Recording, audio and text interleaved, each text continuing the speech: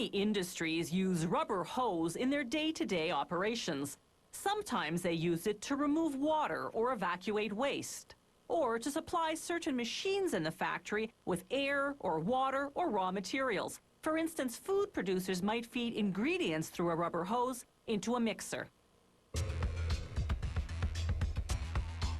This company makes low-pressure and medium-pressure rubber hoses.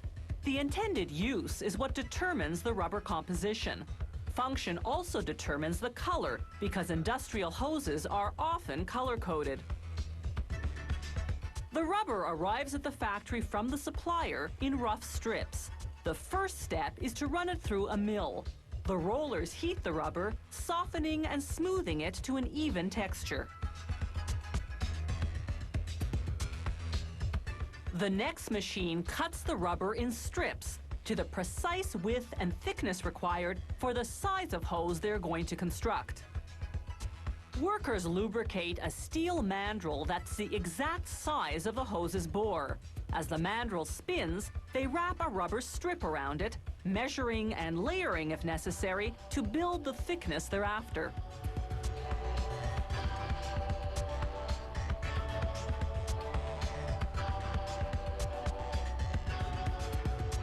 Next, they add one or more reinforcement layers. This strip is made of a high-strength synthetic fabric that's been coated in rubber. It's designed to withstand the pressure to which the hose will be subjected. The last layer of rubber forms the hose's outside covering. After verifying that the final diameter is correct, they wrap the entire hose construction tightly in wet nylon tape. The tape will later shrink and compress all the materials together. This factory also makes hoses with a built-in attachment on the end. They position it on the mandrel, then glue the first layer of rubber to it. Then they reinforce the bond with special textile strips and tightly wound high-strength carbon steel wire. They continue the wire, more loosely, down the body of the hose at a specific angle designed to withstand vacuum pressure. Then they wrap the hose in a soft, stretchy rubber strip that fills the gaps between the wires. Next comes a layer of high-strength rubber-coated fabric. Then finally, the exterior covering, light blue rubber for this model. They pressure wrap again with wet nylon tape.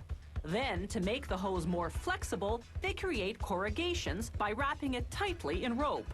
What's under the rope compacts, creating a dip. They add another layer of nylon tape to hold the rope in place. When construction is finished, the hoses on their respective mandrels go into an autoclave, a cylindrical chamber into which they feed hot steam at high pressure. This vulcanization process, as it's called, triggers a chemical reaction that cures the rubber, making it elastic. Once the hoses come out and cool, workers remove the shrunk tape.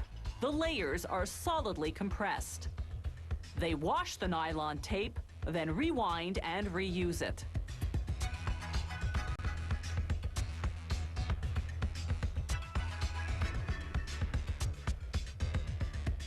Now workers begin the process of removing the hose from the mandrel.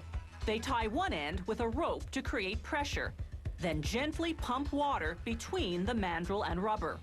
The lubricant they applied earlier has prevented the rubber from sticking to the steel, so the hose separates easily.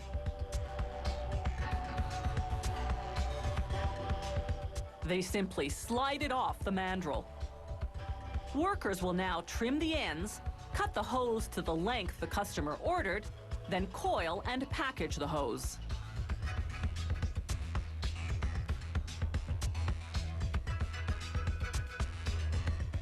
This factory makes a wide range of industrial rubber hose in different outside diameters, different bore sizes, and varying degrees of flexibility.